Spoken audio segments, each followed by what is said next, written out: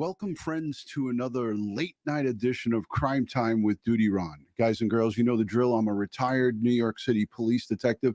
And if you like all things true crime related from the police detective's perspective, please consider hitting the subscribe button, hit that notification bell, so you'll get all things DutyRon and Ed Wallace when we go live or upload another video. Hey, tonight I want to talk to you about breaking news in the Thomas Valva case.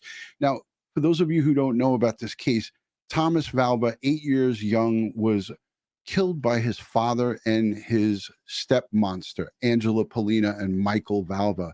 He was a active New York City transit police officer. On the morning of January 17th of 2020, he was frozen to death in his garage. He froze of hypothermia, and he was on the autism spectrum.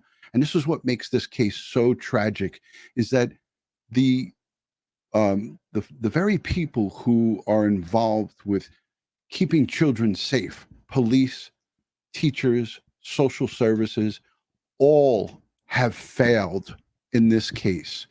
And I covered this thing extensively, this case. My great friend Diane B. and myself went to the funeral. We went to a justice march for Thomas.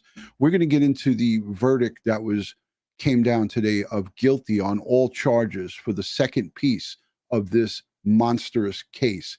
Angela Pollina found guilty of all charges in Riverhead, Suffolk County, Long Island. And again, it's local. It's a case that's local to me. I passed the house where this little boy grew up every day when I go to work, and it really hits home. But I want to say a special thank you to you, the Patreon supporters, the channel members, and all the folks who positively engage in this community. You guys are what makes this a great place. I give thanks and praise to each and every one of you. Thank you, thank you, thank you for being here. Moderators, replay viewers, and look, DC Pacific Northwest says, I have an ASD kid. Justice for Thomas. Yeah. If you guys could put hashtag justice for Tommy or justice for Thomas in the chat.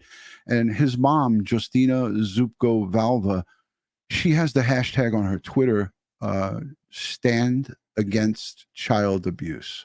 And we're going to hear from Justina Zupko Valva. She made so many interviews, and we're going to hear what she had to say, not after this verdict, because she wasn't there for it. She, I think, isn't back in her home country in Poland, but we're going to hear from her from in the past. So let's go right to the verdict from the courtroom today. This is live footage. Obviously now it's not live, but this is live coverage from inside the court. She stands charged, now is guilty. The verdict came back guilty with murder in the second degree and a slew of other charges. Let's listen in.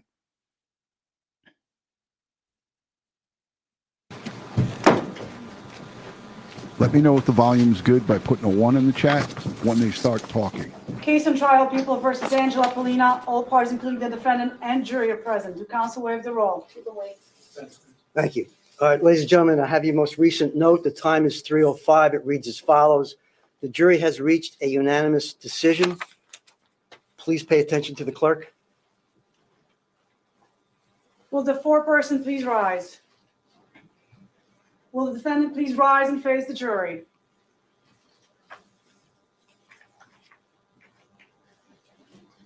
How do you find the defendant, Angela Pollina, as to count 1, murder in the second degree? Guilty or not guilty? Guilty. How do you find the defendant, Angela Pollina, as to count 2, endangering the welfare of a child? Guilty or not guilty? Guilty. How do you find the defendant as to count 3, endangering the welfare of a child? Guilty or not guilty? Guilty. How do you find the defendant as to count 4, endangering the welfare of a child? Guilty or not guilty? Guilty. How do you find the defendant as to count 5, endangering the welfare of a child? Guilty or not guilty? Guilty. Please be seated. Ladies and gentlemen of the jury, listen to your verdict as the court records it. You say you find the defendant as to count 1, murder in the second degree, guilty. As to count 2, endangering the welfare of a child, guilty.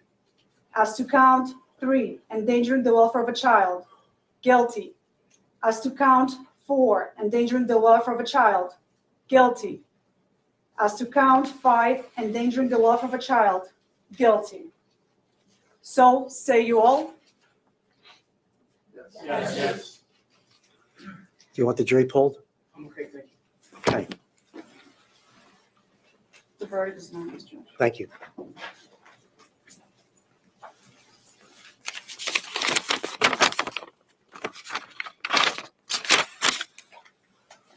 All right, ladies and gentlemen, on behalf of Part 7 of the Superior Criminal Court, we all want to thank you for your jury service.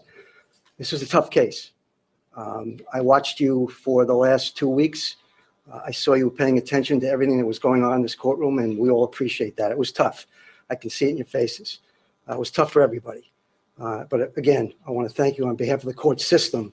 Thank you for serving as jurors. I'm going to come in just a moment to speak with you before you leave in the jury room, if that's okay. And I think the alternates want to join you as well. All right? Thanks again, and we'll talk to them in just a moment. Retire the jury.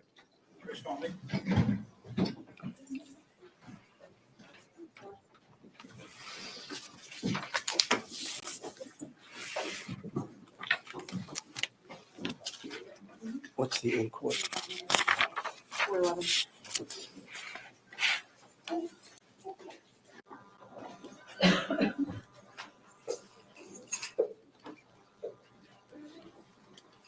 Either side wish to be heard at this point, people? No, Your Honor. Mr. Tui? No, Your Honor. All right. What's the, April 11th, Your Honor. for sentencing? Is that good for you? Yes, thank you. All right, we'll put this on for April 11th for sentencing.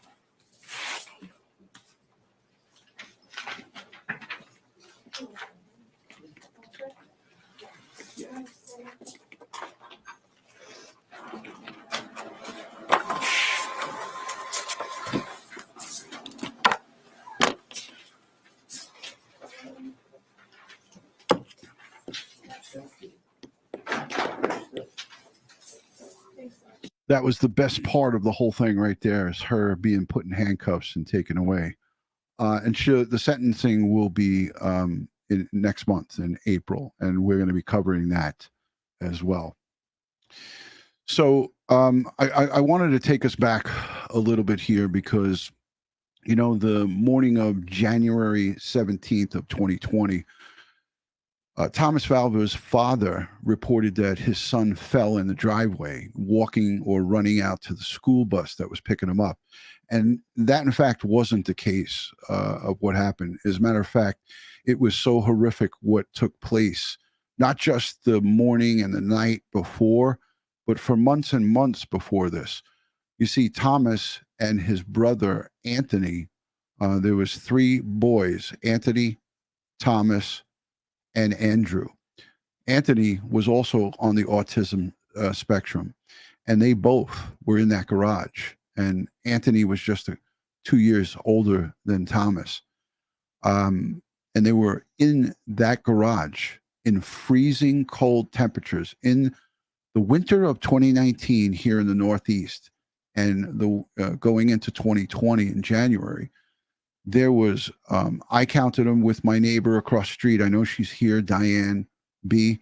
I counted over 48 days where the temperatures dropped below 32 degrees in October, November, December, and January of 2019 and going into January 2020. So the sad and horrible and horrific part of this whole thing is that little baby Thomas, for over 48 days, endured temperatures that dropped below 32 degrees Fahrenheit. 48 days. I went back and looked at the weather in the town where he was murdered, and he endured with his brother 48 days of below 32 degrees. Just horrific, just horrendous, outrageous, despicable, disgusting. I'm going to give you an overview of this case from day one, courtesy of Newsday. So I'm going to give you an overview, It's just, it is a long video. I'm not going to play it all, but I'm going to play the beginning part of it. I want you guys to pay close attention to this. And thank you to the Facebook users. Thank you to the Twitter folks and everyone who is positively engaging here. Again, this is going to be an overview from the beginning, from day one and the arrest of Michael Valva and his fiance, Angela Pollina. You'll see her on the right and him on the left here. And pay attention to this bald detective right here. He's now a detective sergeant. You'll hear testimony from him in regards to this case as well. Suffolk County Police say they've arrested a Center Moriches man and his fiance, both charged with murder in connection with the death of that man's 8-year-old son. Police have identified the little boy as Thomas Valva. It was a week ago when police say they responded to a report of a boy who'd fallen in a Center Moriches driveway. That boy, we know again to be Thomas Valva now, had been taken to a local hospital where police say he was pronounced dead. Thomas Valva was subjected to freezing temperatures in the home's unheated garage overnight when the outside temperature was 19 degrees. We first responded to 11 Bittersweet Lane in Center Moriches on January the 17th at 9:40 a.m. after Michael Valva reported that his son Thomas fell in the driveway while waiting for the school bus an hour earlier. Michael indicated that his son lost consciousness after the fall, but had remained unconscious. When the officers arrived, Michael Valva was performing CPR on his son in the basement. Thomas was transported to Long Island Community Hospital, where he was pronounced dead. At the time of his arrival at the hospital, Thomas's body temperature was 76 degrees. We have determined Thomas was never in the driveway that morning, and he suffered head and facial injuries that were not consistent with the father's account. Police have identified the defendants in this case as Michael Valva, the father of Thomas Valva, and Michael Valva's fiance, Angela Pollina. We will have much more as this story develops on Newsday.com. Reporting from Suffolk County Police Headquarters in Yaphank, Cecilia Dowd for Newsday. Suffolk County is launching a probe into the Department of Social Services handling of the case of 8-year-old Thomas Valva, who died on January 17th. A press release from County Executive Steve Ballone's office calls it a top-to-bottom review. Word of the investigation comes on the same day that Thomas's father, Michael Valva, and his fiancée, Angela Pollina, were arraigned in family court on 6 petitions of severe child abuse relating to Valva's 3 boys, including Thomas, and Pollina's 3 girls. All 6 kids lived in the couple's Center Moriches home. Valva, an NYPD officer, and Pollina are facing murder charges in connection with Thomas's death, determined to be a result of hypothermia. They're accused of leaving Thomas and his brother, both on the autism spectrum, in an unheated garage, shivering on the floor with no mattress, no pillows, no blankets. On Friday, Valva and Pollina pleaded not guilty to second-degree murder. And on Monday, the defendants denied the abuse allegations in the family court case. The Valva children were returned to their mother, Justina Zupko Valva, last week. She hadn't seen them in 2 years. The first breakfast was just heartbreaking because I saw. This is these are the children's mother. She's from Poland, and this is her first statement that she made to the news. She's a well-spoken woman, and I met her personally, and she's so strong, and she fought so hard to protect her children. This case has really, over the years gotten to me. This is a very tough case to cover, but this is Justina Zupko Valva. My kids eating breakfast so fast. And on Monday, the defendants denied the abuse allegations in the family court case. The Valva children were returned to their mother, Justina Zupko Valva, last week. She hadn't seen them in 2 years. The first breakfast was just heartbreaking because I saw my kids eating breakfast so fast. Anthony must have like 2 giant bowls of cereal. He kept asking, when is dinner? When is lunchtime? Just completely being afraid that this is the only meal he's gonna get for the day. On Monday night, the 2 biological fathers of Pollina's 3 daughters, who went several years without seeing them, were granted temporary custody of the girls. Gino Cali spoke to reporters outside the courthouse before learning he'd be going home with his daughter. I've always wanted to be in my daughter's life. There's not been one day I haven't wanted to be in my daughter's life. And Angela prevented that? Always. Meanwhile, the Suffolk County executive also says an external task force will be established to review all CPS policies and procedures relating to children with autism and other developmental disabilities. Both Valva and Pollina are expected to be in criminal court later this week. Reporting from Family Court in Central Islip, Cecilia Dowd for Newsday.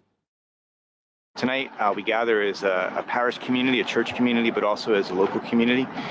We come to pray for Thomas Valva. We come to pray for his family and really for this community, which is so overwhelmed with grief and sadness and a whole range of emotions. And so we come tonight to pray with the church as we gather tonight, hoping that we could find some peace in the midst of what is seems so lacking in peace, so lacking in comfort. And we hope that light of faith that brings so many people here today will kind of give us a little bit of what we need to go forward in the days and the weeks and the months ahead. It broke my heart to see that treatment, and it bothers me that these children who have no voice, Child Protective Services is so understaffed that they can't help these children in the right way. They can't give them the attention they need. No child should be mistreated or suffering the way this poor boy did. Emotions that it's hard to describe. Definitely, I kept just trying to stay strong, but I also broke down in tears because I know his death could have been preventable if the people, who are supposed to protect the children would stop protecting the abusers.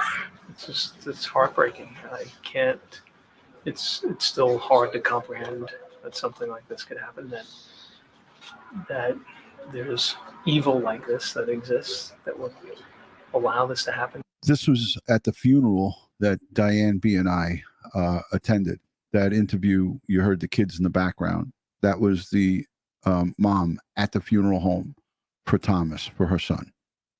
To a beautiful boy like Thomas. Thomas was such a sweetheart. He was so happy we were driving here today. My oldest, now 17, said, I remember him dancing. We went to his birthday party, I believe. And Anthony was so happy, jumping everywhere. And Thomas was always singing and dancing. He was such a ball of joy. Like, you want to hug him and squeeze him, and to see him here lying like that, it just breaks everyone's heart. That nobody did anything. It had to happen this way. Particularly when you're talking about the person involved here as a police officer, his father, who's sworn to uphold the law to protect people in our community. And this is what he's doing to this beautiful boy. It's just incomprehensible. Just seeing the amount of love and support from people, obviously friends, family, co-workers, people from my prayer group, and also the people who didn't know me or didn't know my son, just keeps my heart complete. I really appreciate everybody, coming here today to pay respect to Tammy. I am so amazed with her. Last night, my husband and I took our 2 kids and I went to see her. I brought some toys, some goodies for the kids. And to see her, how strong she was calming me down. She was telling me, it's okay, he's in heaven, he's in a better place. He's not suffering anymore. He saved my other children. I couldn't believe that she can say stuff like that she's so strong, that she's... We have to look at all aspects of our system here and say, how can we do better? When something like this happens, you have to do that. We are his voice. As a mother, as a grandmother, I just felt compelled to come. He was a beautiful child. More than 24 people gathered outside a Nassau County courthouse Wednesday, demanding justice for 8-year-old Thomas Valva. Police say Thomas was forced to sleep in an unheated garage by his father, NYPD officer Michael Valva, and Valva's fiance. It's soul crushing and so awful that a child can be tortured so brutally. The protesters are not only angry about the child's death, they're angry at the family court system, which allowed Thomas and his siblings to stay in the Center Moriches house despite previous allegations of abuse. The boy's mother says there's a history of abuse. In 2018, Suffolk Child Protective Services investigated, but the courts ultimately allowed Thomas, his 2 brothers, and 3 girls to remain in Valva's home. Those at the rally spoke out against what they believe to be a broken system that claimed the life of a child. But Tommy, I'm sorry that we didn't do enough for you, but I do give you my word that we will do whatever we can to make sure that this doesn't happen to any other children. This needs to stop now, and if people don't jump on this movement, something is very wrong. Demonstrators want 3 judges who were involved in the case to be removed. Thomas did not know that he was given a death sentence by these 3 judges. Responding to Newsday's request for comment, a spokesperson for the New York State Unified Court System called Thomas's death an unimaginable tragedy, but added that no one other than those directly involved has any knowledge of the facts and circumstances, along with the emotional issues and inevitable complexities that led to the decisions made by 3 separate judges in both Nassau and Suffolk counties. Valva and his fiancée face second-degree murder charges. The funeral for Thomas Valva is scheduled for Thursday. Reporting from Mineola, Cecilia Dowd for Newsday. Those who knew and loved Thomas Valva and others who never met him together mourned the 8-year-old at his funeral. How has Thomas's loss touched you?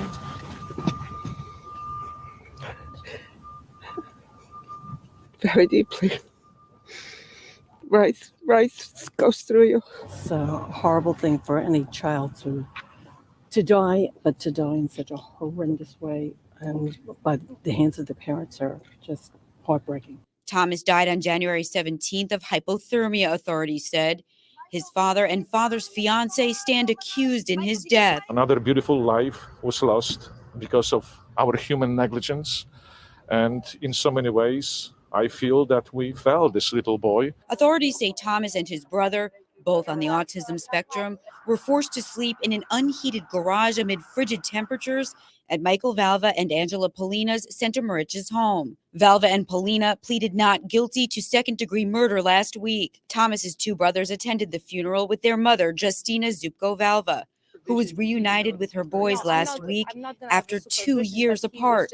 She says she did everything she could to take her kids out of the abusive environment they were in, but nothing was done by Child Protective Services and the courts. She spoke at Thomas's wake Wednesday. Yes, I know his death could have been preventable if the people, who are supposed to protect the children would stop protecting the abusers. Suffolk County Executive Steve Ballone, who attended the funeral, announced earlier this week that there will be a top-to-bottom review of the Thomas Valva case. Bishop Andrzej Sklejewski remembers Thomas as a very energetic child, full of life. System fell, or we as religious or social leaders, we failed him because we are the ones who are supposed to make change. We are the ones who are supposed to protect life. In his homily, Bishop Sklejewski asked, why does it have to take another tragedy, the death of an innocent little child, to shake us up, to open our minds? There's just too much hate and violence in the world today, and to have it happen to somebody so young, have them fall through the cracks of the court system, and it's just sad. It's a sad day for America. Reporting from Melville, Cecilia Dowd for Newsday. 1942, 6 decades of tired of you, 6 decades. Tonight, the Nassau County Legislature is holding a hearing to look into procedures and practices at the... Let me just remind everybody that there has been nothing done since this murder has occurred. Nothing to change, nothing to remove the authorities who were in charge, the judges that were on the bench that authorized the removal of these 3 boys from Justina. As a matter of fact, we'll hear later on in this live stream that some of the CPS workers are still on the job, actively investigating cases. There was over 33 calls to CPS, and they were all marked unfounded. 3 judges in Nassau and Suffolk County, Judge Zimmer, Judge Lornitz, and another one, out in Suffolk County, all still on the bench. I believe only one of those three judges retired in disgrace. I'll let the rest of this play. I just wanted to remind you folks. Department of Social Services, after the death of 8-year-old Thomas Valva in Suffolk County last month. The hearing is looking at practices, at staffing in the wake of his death here in Suffolk, but it's forcing Nassau to take a look at its own practices and procedures. It was a disruptive hearing. There were protesters. Divorce court, they work hand in hand, weaponizing children. These people over here are angry, and they're right with the signs that they're holding up. No. I'm only agreeing with the fact that 75% of our workers' pay is subsidized. We should have more. That accused the department and of CPS of mishandling cases. CPS and the Department of Social Services defended themselves very heavily. They said it's not their goal to rip children away from their families. And adding more drama was an emotional speech from the mother of Thomas, Justina. I want them to be held accountable. They should be charged criminally. She said, I want them to be held accountable. I want them to be charged criminally. For about 20 minutes and talked about systematic failures in the judicial system and at Child Protective Services in Suffolk County. And she says that there's corruption that needs to be rooted out. We're going to be watching this story. There's already probes into Suffolk County's practices. The department chair at Social Services says she intends to hire at least 11 more caseworkers, hopefully 20 more. We'll see if there's room in the budget for that. My name is Scott Eidler from Newsday, and check out newsday.com for more on the story. The evidence in this case will show that the defendant failed Thomas and Anthony miserably, instead treating them in a manner that was nothing short of cruel, callous, wanton, and evil. 8-year-old Thomas Valva was living in a house of horrors, prosecutors say, where he was physically abused, deprived of food, and forced to sleep in a freezing garage. He died of hypothermia. Thomas's mother, Justina Valva, wept as prosecutor Carrie Ann Kelly detailed the alleged abuse that took place in the home of NYPD officer Michael Valva and Angela Pollina. I kept thinking about all the institutions who failed to help him, who completely did absolutely nothing. Now everybody's trying to do the right thing, but where were you when I begged you for help? When you could have saved my child's life? Valva and Pollina. That was a very powerful statement right there. Where were you when I was begging you to save my child's life? I mean, that press conference that she held outside of that courthouse was unbelievable. Pleaded not guilty Thursday at their arraignments. They're each charged with second-degree murder and 4 counts of endangering the welfare of a child. The charges relate to the treatment of Thomas and his brother Anthony, both on the autism spectrum. They were slapped and punched and carried by the wrist with their feet not touching the floor. Thomas was thrown and dragged down a flight of stairs. The boys were allegedly forced to sleep on a concrete slab in the garage in sub-freezing temperatures without adequate clothing and no blankets or sheets. Prosecutors say Pollina sent Valva a video clip of the boys in the garage on a night when the temperature dropped to 19 degrees. That was allegedly followed by text messages in which Valva used expletives to describe Thomas. Both boys were allegedly deprived access to a bathroom and then punished for soiling themselves. They were literally begging for food at school, eating crumbs off of the table, eating out of the garbage cans. The children were sent off to school. They were eating crumbs off the table and eating out of garbage cans. Dr. Ed Moskowitz and Julie, thank you for the $20 super chat. She says, thank you, DutyRon. I know this is Julie probably and Dr. Ed on the sidelines. Yes, where were they? Heartbreaking. Message agreed. Let's listen to the prosecutor here because she outlines some of the horror that Thomas and Anthony went through. That's the faces of evil. By the way, they're both convicted. Michael Valva on the left has already received 25 to life. I doubt he'll ever see the light of day. He's 40. He was 42 when charged, so 43, 44. He's like 45-ish now, and he's going to serve 25 to life.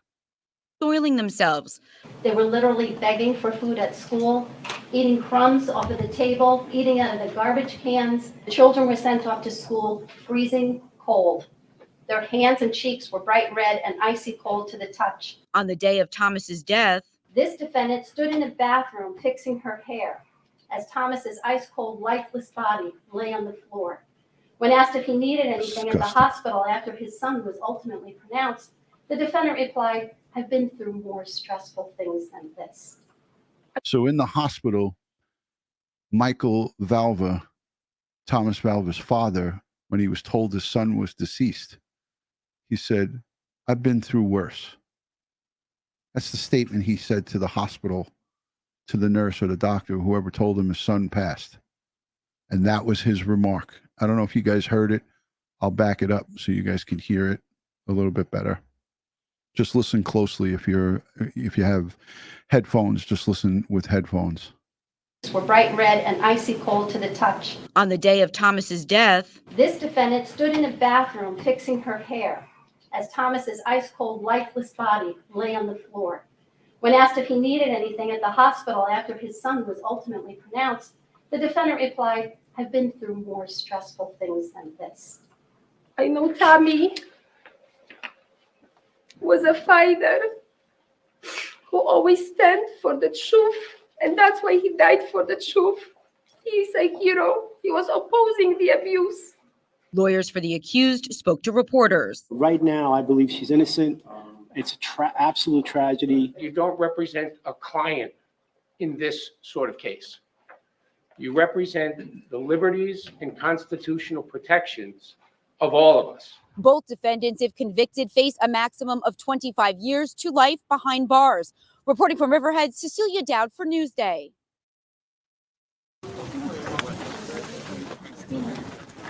These are some of the marches for Thomas. Since I heard the story, my heart was breaking for his mom, for those children, for the injustice that has been done. I'm heartbroken. We're out here to honor Tommy Valva, who passed away in a garage because he was abused. He had autism. His disability was highly misunderstood, and we want to bring attention to it so it doesn't happen to anyone else. It's an important moment to step up. You know, the county executive, Steve Malone, myself as administration, our legislators.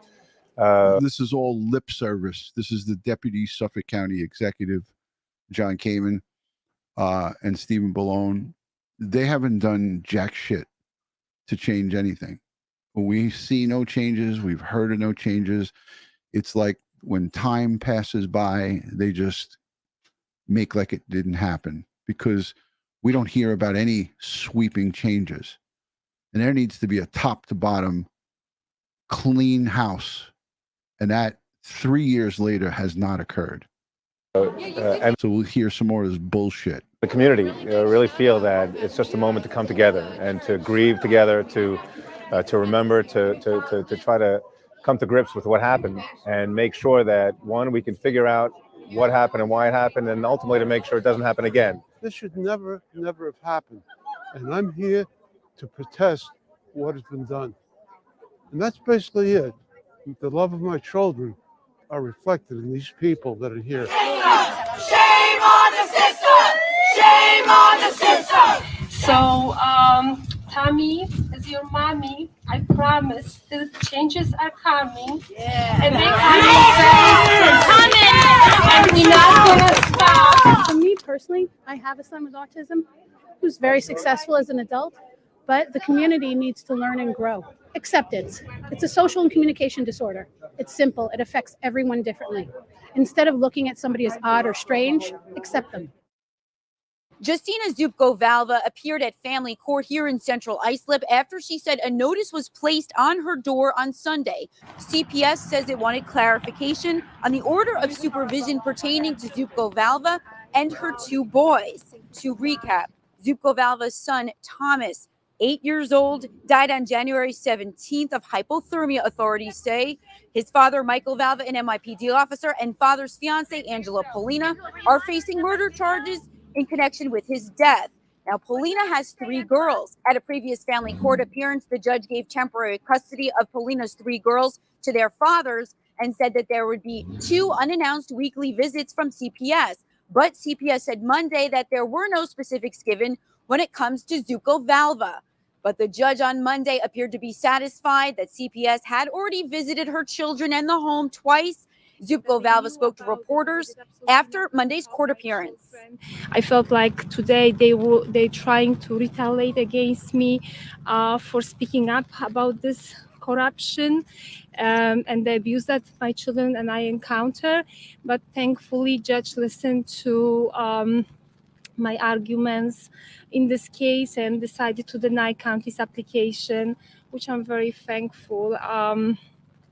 So this is a really good, they want one step, I guess, forward of receiving justice for my children, for my family.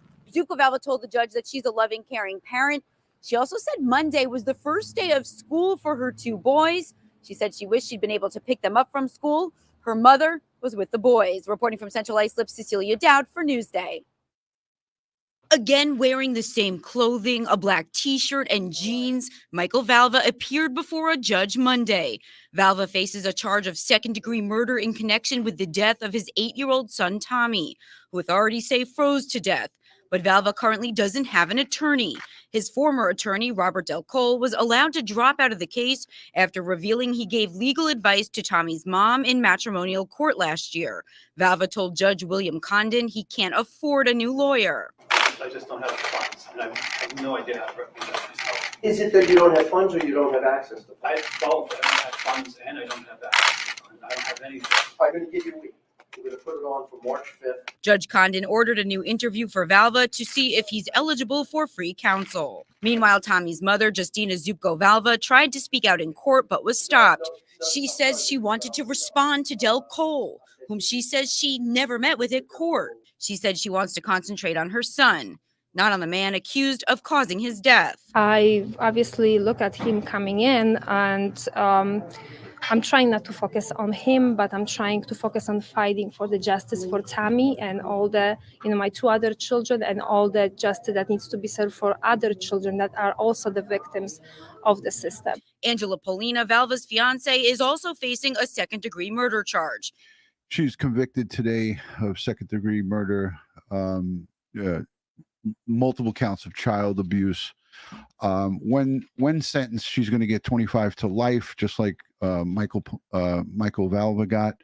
I just wanted to read to you some of my notes, and thank you for hanging in there through this video. I wanted to play this because it was comprehensive and it gave you a pretty good overview from the actual date of the crime leading up to the trial. And I'm going to show you a couple more things before we wrap it up here. So we showed the verdict being read. We showed Angela Pollina being hauled off in handcuffs. But what I wanted to make, I have some notes from when I covered this case in the past. 33 calls to CPS went unanswered and marked unfounded. 2014 to 2019. 21 calls to Nassau County PD with visitation disputes. 2018 to 2019, 20 calls from East Moriches teachers to social services, to CPS. The children, both Thomas and Anthony, were missing school numerous days, came in with black eyes. Thomas came in with lacerations, hungry, dirty, all over their bodies, urine-soaked clothing, shoes sloshing in urine-soaked shoes. All of these allegations that were viewed by the teaching staff at the East Moriches school were marked unfounded by CPS. Playground mishaps where Thomas was taking food from other children, eating out of the garbage can, eating off the floor, eating leftover food in the lunchroom. 5 CPS workers reviewed the cases and the allegations and determined there was no cause to remove. I mean, what the f? What the f? And I did say the F word. He lost 11 pounds in a year. This is Thomas. He lost 1 inch in height, was visibly hunched over and walking like he needed a cane to walk. This is an 8-year-old boy. Very, very disturbing. Very disturbing. So I want to play. I want to play a couple of pieces. A few that have the jurors. One of the jurors speaks out. So after the trial is over, the jury is instructed that they can talk to the media. One or more of the jurors gave statements to the media today, and I'm going to play one of them now. Okay, video was removed by the uploader. Interesting. Let me see if that was... That's unusual. So I watched the video before we went live, and now it says it was removed by the uploader, which is a bona fide news media. Let's play this one. This one didn't get removed. I wonder why that was removed. All right, let's take a peek. With us now live from... Out of breaking news on Long Island, a guilty verdict in a heartbreaking case of a stepmother accused in the death of an 8-year-old boy who froze to death in their garage. CBS 2's Jennifer McLogan has been following the trial and joins us now live from the courthouse in Riverhead. Jennifer. KJ and Maurice, there were gasps, tears. Angela Pollina, referred to as the wicked stepmother, hung her head and wept. Someone behind me whispered she got what she deserved. A Suffolk County jury a short time ago agreed with prosecutors that Angela Pollina lied, covered up, staged the scene in concert with her then fiancé, NYPD officer Michael Valva, to torture and kill 8-year-old Thomas with depraved indifference. The little boy dropped dead of cardiac arrest brought on by hypothermia. Testimony was riveting, emotional, hard to hear. Cruel text messages, violent cursing, berating the children shivering in a garage, captured on home surveillance cameras. Angela Pollina admitted she erased almost all of it. Michael told me to. Michael Valva, then an NYPD officer, her former fiancé. But detectives were able to capture enough video and audio so that in the end, Pollina's own words and actions convicted her despite a vigorous defense. I think this type of case, it just impacts so many of us in so many different ways. It tugs, tugs at our hearts, We love our kids. The jury did not believe her when she said gaunt and underweight Thomas, moments before death, appeared alert, was not struggling to walk. She spoke with little emotion. I'm not a doctor. He didn't appear at that time to be in any danger. I didn't see that he was blue. So she returned to the kitchen to pay bills on the morning Thomas died, leaving the distressed child on the freezing 20-degree concrete garage floor with his father, who just hosed him off naked in the backyard after he'd had a bathroom accident and fell on his face. I was shocked, Pollina said in hindsight. I wish it had dawned on me earlier how bad it was to banish Thomas and brother Anthony to the garage because of their bedwetting issues, removing all comforts around them, both boys on the autism spectrum. I was evil. I exiled them. I didn't know what to do. My hands were tied. As Pollina's daughters lived inside the warm, cozy home, the months of sleeping in sub-zero garage temperatures, lack of food, comfort, caring, verbal abuse, prosecutors showed the jury that Pollina shared in the responsibility for the hypothermic death of 8-year-old Thomas. Try to learn lessons from what happened in this case, and to take steps to make sure that something like this never, ever again happens in Suffolk County. Pollina faces 25 to life. The sentence her ex-fiancé, Michael Valva, is already serving in an upstate prison. Thomas's biological mother, Justina Zubko, did not attend the trial. She does have custody of the two other sons. She is suing Suffolk County. At 6 o'clock, we will hear more from jurors. Live with this breaking story in Riverhead, Long Island, I'm Jennifer. So there you had it. I wanted to play that. Let me just go to the chat and say hello to everybody. Thank you for hanging in there. This is a real tough case to talk about. The Papa Smurf, the OG, have a good evening. Rainy New York City. Yes, it's pouring rain outside. Yeah, this is a tough one, but it has to be. We have to speak about it. We have to keep this out there because the pressure needs to be put on Suffolk County and Nassau County. Listen, Justina Zubko, and this reporter didn't use Valva as part of her name, which I kind of like, and I think I'm going to stop referring to her with the Valva name.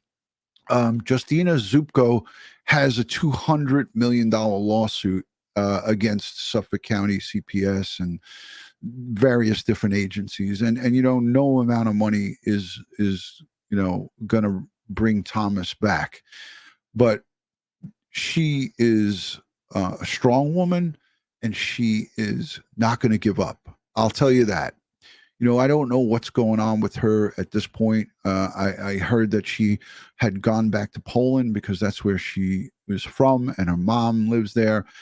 I don't know if she's back here in the States, but no matter what, we will continue to support Justina Zubko and her surviving children, Andrew and Anthony. And thanks to the gracious donations here at Crime Time with DutyRon while this was all happening, March 1st of 2020, right before COVID-19 hit the nation here in the United States. I think March 17th, New York City was shut down, St. Patty's Day of 2020.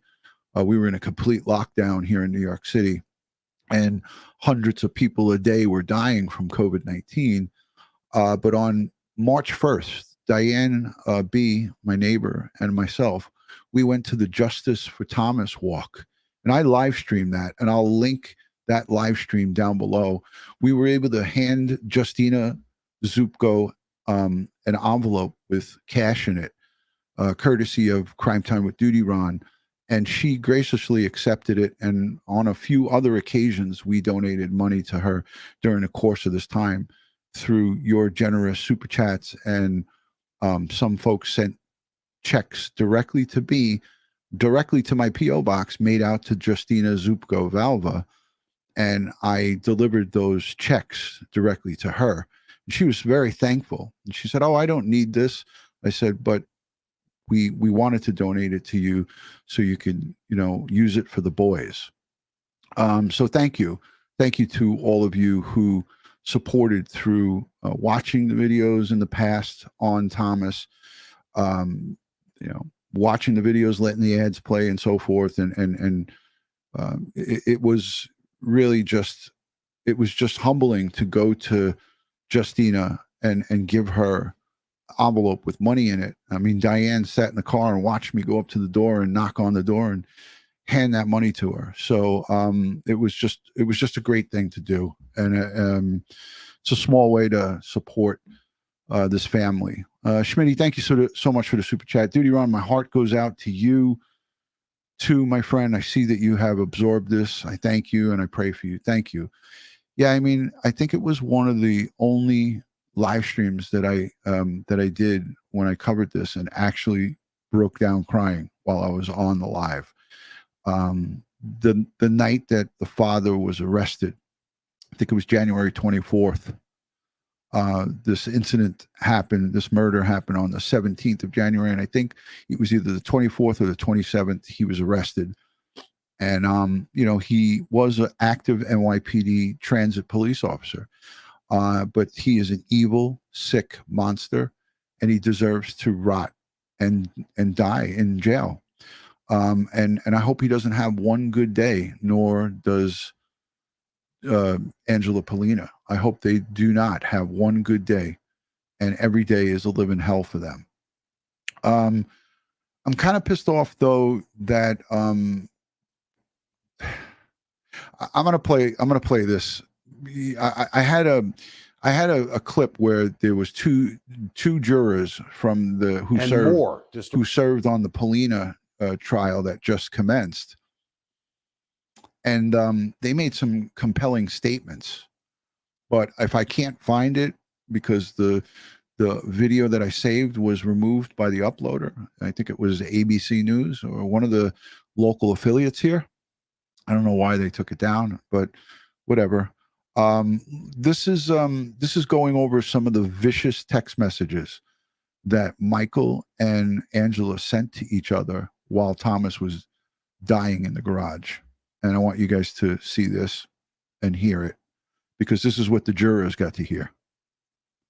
Disturbing testimony today in the murder trial of Michael Valva. The ex-NYPD police officer from Center Mauritius is accused of second-degree murder in the death of his 8-year-old son, Thomas. This is from Michael's trial. Presented text messages and surveillance video leading up to Thomas's death. News 12 Long Island's Virginia Huey now has a breakdown of the difficult-to-stomach testimony. Sergeant Norberto Flores back on the stand today in the murder trial of Michael Valva. The lead detective. He was the lead detective. He's now a sergeant. He got promoted. This is 3 years later. But remember, I told you to pay attention to the bald detective that was walking Michael Valva out of central booking. So he goes in and testifies about his interview with Michael Valva, the murderer of Thomas. In the case read a text message in the murder trial of Michael Flores back on the stand today in the murder trial of Michael Valva.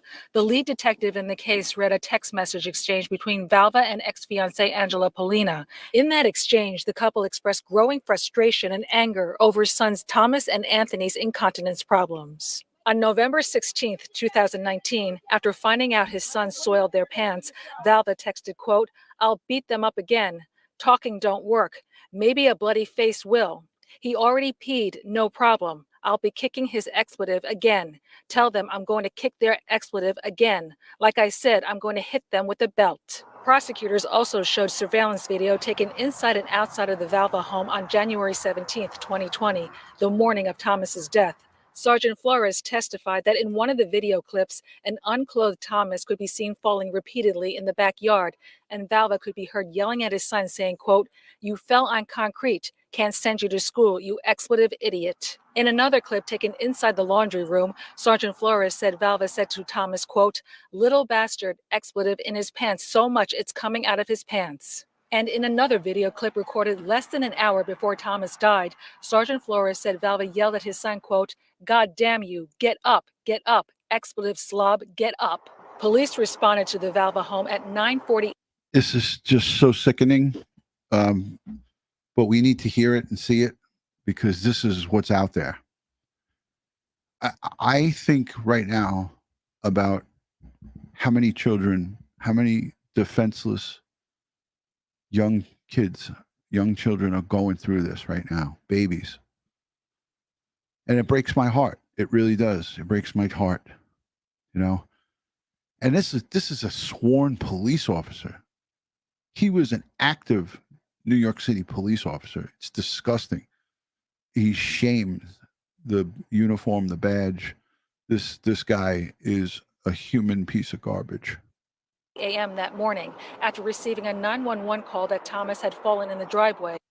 Police responded to the Valva home at 9:40 a.m. that morning after receiving a 911 call that Thomas had fallen in the driveway.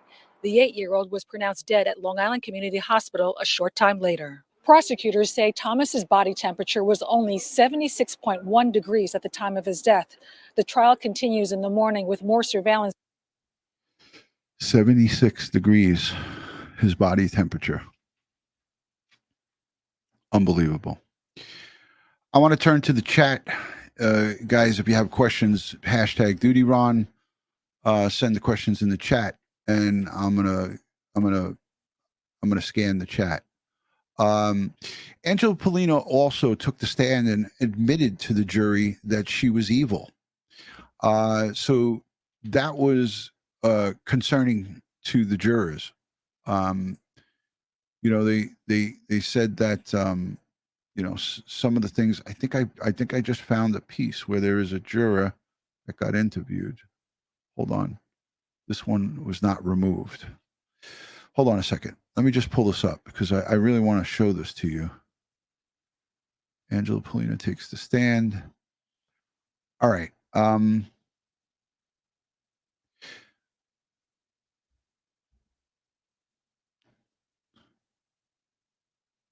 Wow. Video was removed by uploader. Not on. All right. I guess I'm not going to be able to show it to you. Let me just go to Newsday. Maybe they have it. Hold on a second. I'm signed into Newsday. Jury deliberations. All right. Verdict reached. Inside the courtroom. All right. Well, you guys get the idea. The two jurors, one of them was choking back tears. And that's the video that I watched that they removed. One of the jurors was choking back tears and said, it's just so he felt so horrible for Thomas, and that he said that we're sending someone to jail for the rest of their lives. But he said the evidence was compelling. So there was two. There was a younger guy and a maybe in mid 40s, two males that they interviewed, and what I took away from that interview with these jurors is that she was not believable. She kept looking down. She showed no emotion. She just appeared to be evil to these jurors. And they based it just on the evidence that was before them. And the evidence was compelling, according to them. There is no death penalty in New York State. It was taken off the books. It was on during the George Pataki when he was the governor. He was a Republican governor. But ever since Cuomo took over, he removed the death penalty off the books. If you commit a federal crime, there's a defendant that's, I believe, going to be the first in 60 years to be to receive the federal death penalty. He mowed down folks on people on a walkway on a West Side Highway. And actually, my brother, who's a retired lieutenant, he responded to that call and was there. So he is getting the death penalty, I believe. It was in the news yesterday. I don't know if they went forward with it, but a known terrorist who rented a U-Haul truck and plowed and killed 8 people here in New York. It was one of the worst terrorist attacks since 9/11 here in New York. And he received it, I believe. They were looking to finish him off, finish off the decision of whether he would get the death penalty, and that was yesterday. So I don't know. So again, Pollina found guilty in the murder of Thomas Valva. She is the vicious step monster, and she's pictured here. This is from today. Let's just watch this. This is a minute and 49. Will the defendant please rise and face the jury?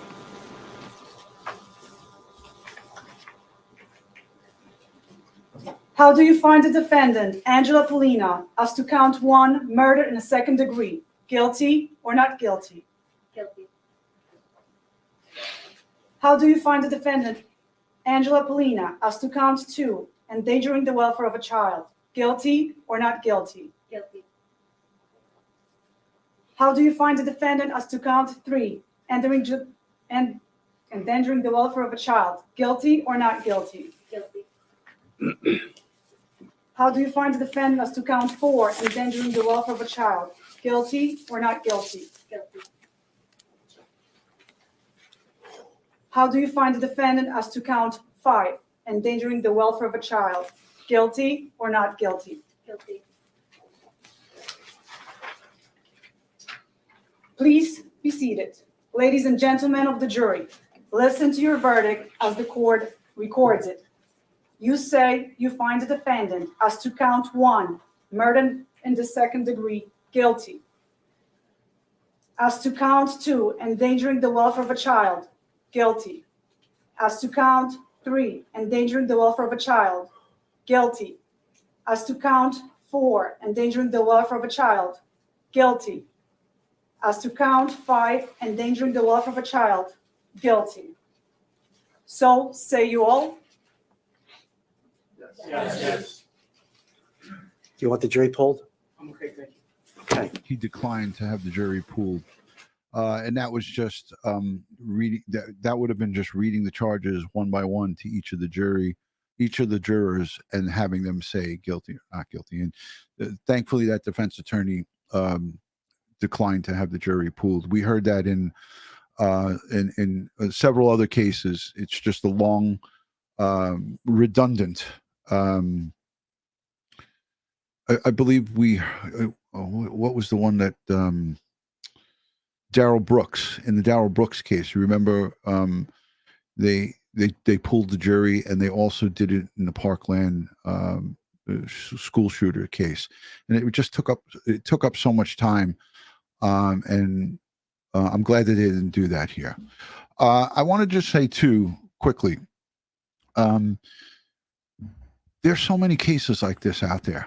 And we need to keep our eyes and ears open, because the neighbors at this location on Bittersweet Lane, Jennifer Nobles, thanks for being here. We appreciate you. DutyRon, does Justina still have to raise funds to fight for the system? I really don't know. And you know, again, I've lost contact with her because I don't think she's in the apartment, which is local to me here anymore. I think that she went back to Poland. But I don't know if she's back here in the United States. If and when she is back here, I will always try to make contact with her and support her. But thank you for that. Thank you, Jen, for questioning that.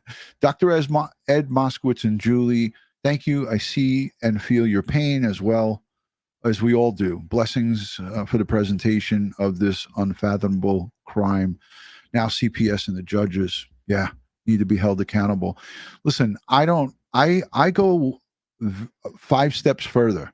I say that every person that went in contact, that had made contact with this boy and with this family, the police, EMS, the schools, and you know, the school made the reports, but the school never called the police. They called CPS. And I think that's what they're mandated to do.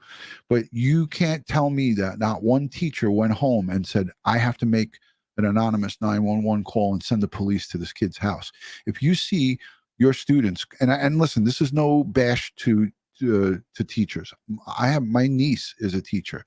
She teaches 2nd grade. So she teaches the little kids.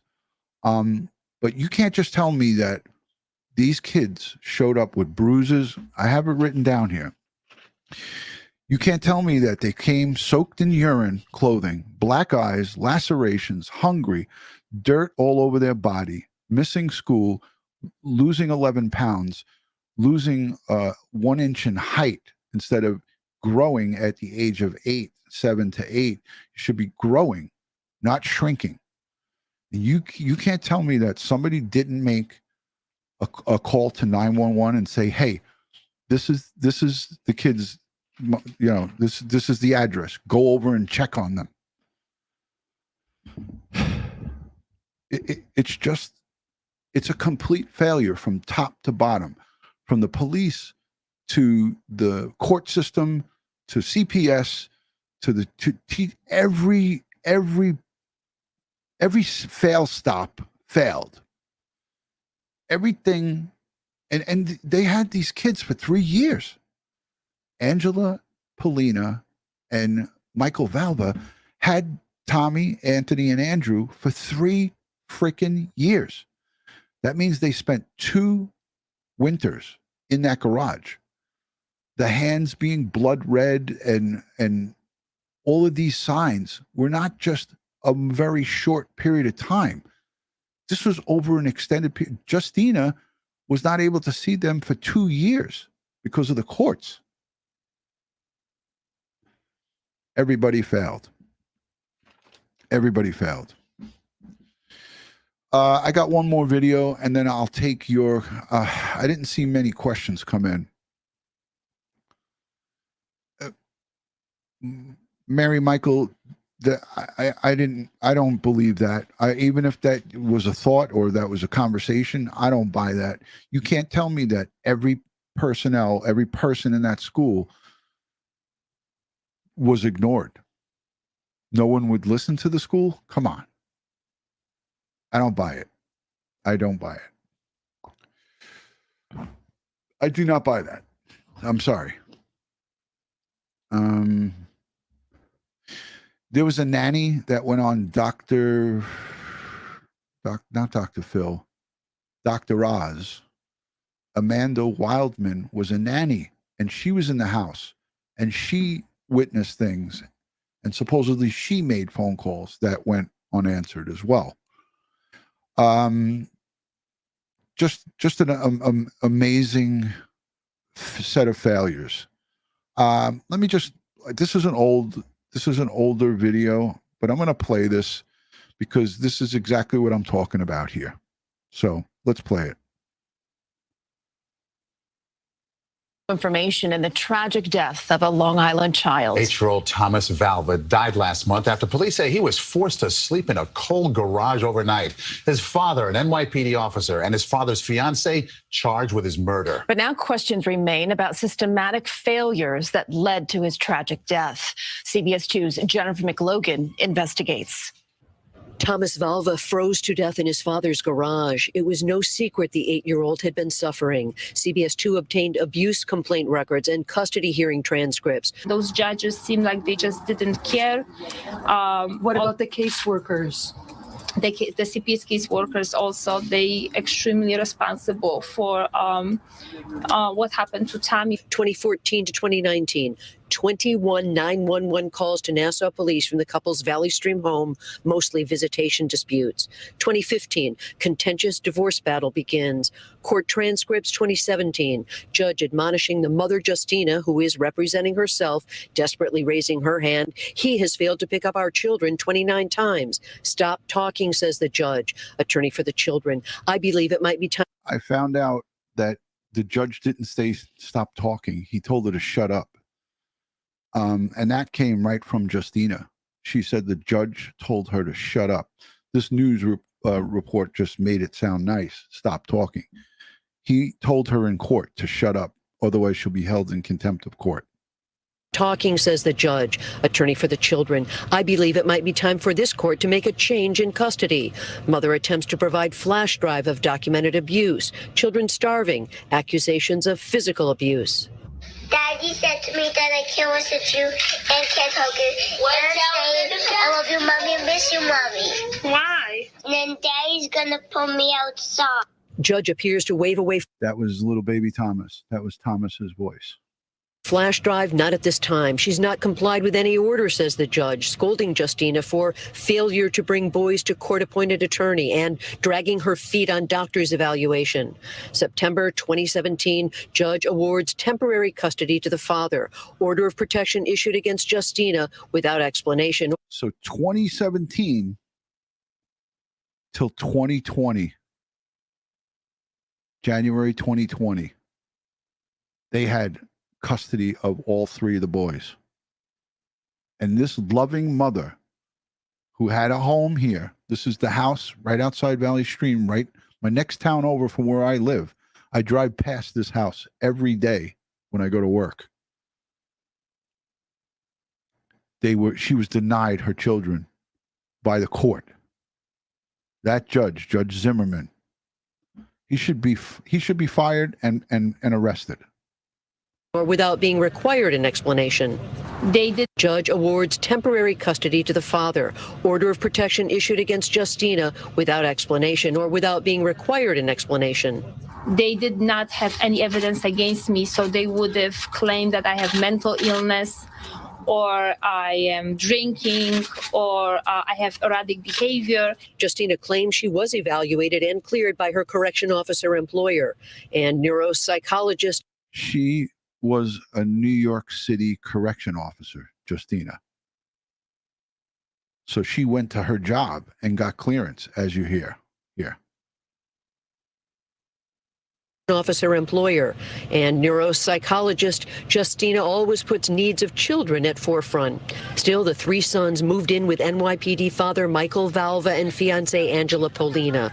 2018 to 2019, 20 calls from East Moriches teachers to child protection hotlines. Missing school, black eye, lacerations, hungry, visible dirt on body, urine-soaked clothing. Father blamed this on playground mishaps. The special ed teacher wrote, not allowed to eat breakfast because they did not use their manners. 5 Suffolk CPS caseworkers investigated the series of reports in 2019 and concluded did not rise to level of immediate or impending danger of serious harm. No controlling interventions are necessary at this time. Judges and law guardians and CPS staff get a 10-minute window of opportunity to see what's going on in that kid's life and to make a decision that can be life or death. The 3 judges from Nassau and Suffolk tell us since this is a pending criminal matter, it would be inappropriate to comment. One has recused himself from future proceedings. Social service agencies say there were court-ordered home supervisions and mandated positive parenting programs. On Long Island, Jennifer McLogan, CBS 2 News. I can play this. I have literally dozens and dozens of these kind of videos. But we're over an hour and 10 minutes now, so I wanted to wrap up. Justice right now has been served for Thomas, but there's still a lot more work to do. Those 3 judges and the one that recused himself from seeing or hearing any cases, that doesn't mean that he is off the bench. He's just recused himself from seeing family cases like this. So he's still collecting a paycheck, and he's not punished. No, none of these 3 judges who made the decisions to put these children in the custody of these murderers are being held responsible. How is that? How is that justice? How is that justice for this boy? This is the mass card that I got from the funeral home of Thomas.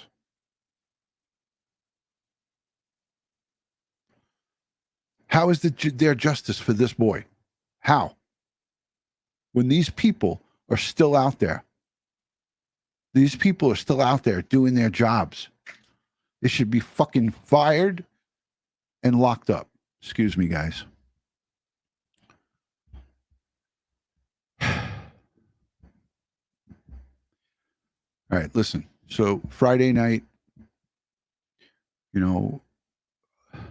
keep your eyes open, stay hyper vigilant. If you hear something or if you see something, do not be quiet about it. Make those phone calls if it's something that's serious like this. Thomas Valva, at the precious age of 8, his life was snuffed out by the very adults who were supposed to be protecting him. One of them, his father, a New York City police officer. And I'm proud to be a New York City police officer, retired, but I'm disgusted, and it's a disgrace to the badge and to the uniform that this man was once one of us. And now, as far as I'm concerned, he can rot inside of his cage that he is now sentenced to for the rest of his natural born life. Same thing for Angela Pollina, a piece of human garbage, a monster, evil, sick. How do you do something like that to an innocent little boy? I mean, take a look at this picture. They tortured this kid. They froze him to death in the garage over a long period of time.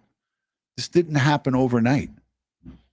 He did die inside that garage in 19-degree Fahrenheit temperatures, but he endured this for arguably years, not months, years.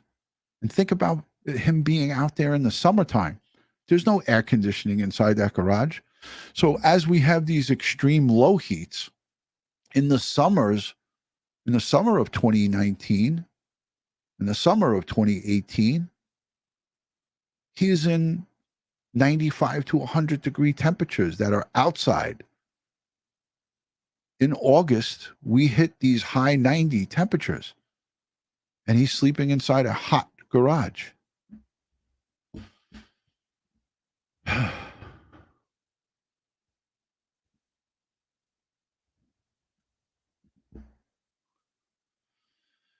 right, I want to thank you guys for supporting and joining, those who gave super chats and those who left positive messages. Justice for Thomas, justice for his surviving brothers, Anthony and Andrew, and Justina and her mom. Wonderful people, you know. Let's send them strength, prayers, and positive vibes. Gail Kelly, good to see you, and good night. Let's send them strength, prayers, and positive vibes. And again, hug your loved ones, cherish the moments that you have, and just keep your eyes open for other little defensive children that may need us. It's just heartbreaking. Heartbreaking. Dawn Burke says, I owned a preschool. We're required by law to report abuse, period. Thank you for the super chat. Yeah, and the East Moriches school made 33 calls to CPS. 33. That seems like a lot of calls. It's a lot of calls to get no service on. Nobody could have stepped in and saved this boy. It's just unbelievable. All right, man. I'm going to get out of here, guys. Again, God bless little baby Thomas Valva and his mom, Justina Zupko. The surviving brothers, Anthony and Andrew. I want to thank you guys for all being here. Thank you for supporting all the victims of crime across the globe. And I'm going to say thank you to the replay viewers and the moderators and everybody that's here and the new subscribers.